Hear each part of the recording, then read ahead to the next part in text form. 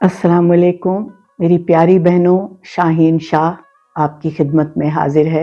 आज मैं आपको एक ऐसा प्यारा सुनहरी मशवरा देने वाली हूँ जो कि आपके बहुत काम आएगा, क्योंकि आजकल एग्जाम्स के दिन है और बच्चे बहुत ज्यादा नर्वस भी हो जाते हैं। सब कुछ पढ़ा होता है लेकिन यूं लगता है जैसे भूल रहा है। तो उसके लिए ये मेरा बहुत खानदानी तजर्बा और नुस्खा है कि जो हमारे वालिद सैयद वलायत शाह गिलानी, मेरे डैडी बताया करते थे, और हम सब बच्चों ने उस पर अमल किया और बहुत इससे फ़ायदा हुआ। माशाल्लाह टॉपर्स में से रहे सब।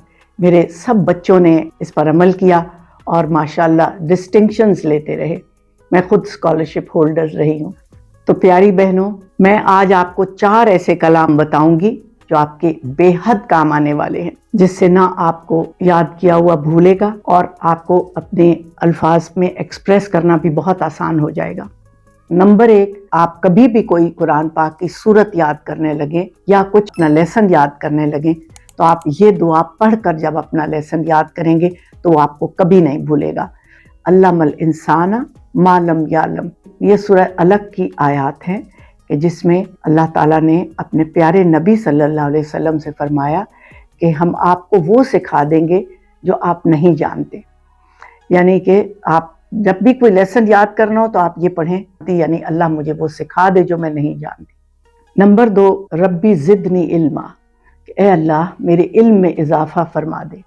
ये आप जब भी कोई लेसन याद करने लगे तो ये पढ़ के 3 दफ़ा अपने सर पर फूंक मार के सर पर हाथ फेरे।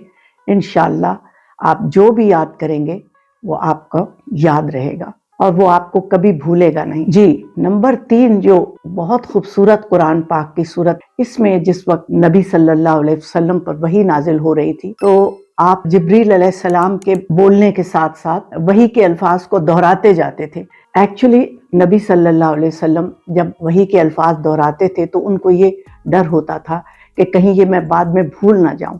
तो अल्लाह ताला ने ये आयत नाजिल फरमाई। वो आयत है सनुक्रियो का फला तंसा, कि मेरे प्यारे नबी, हम आपको इस तरह पढ़ा देंगे कि आप कभी भूलेंगे नहीं।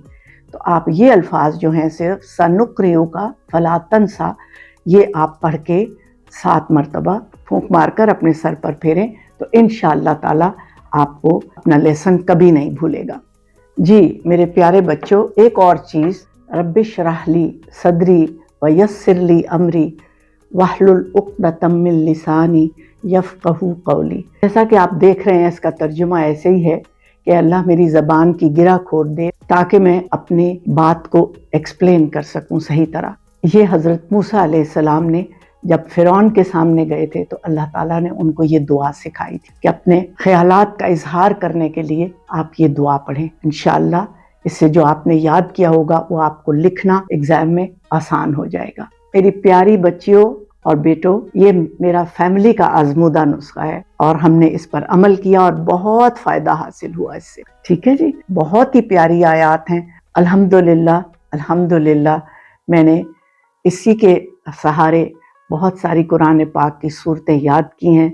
सूरत यासीन, सूरह मुल्क, सूरह मुज़म्मिल, सूरत वाक़िया।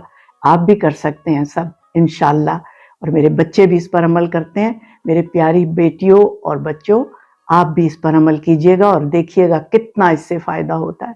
ये कुरान पाक के अल्फाज हैं और इनमें हमेशा सदाकत है। अपना बहुत ख्याल रखिएगा and best of luck for your exams. Allah हाफिज़।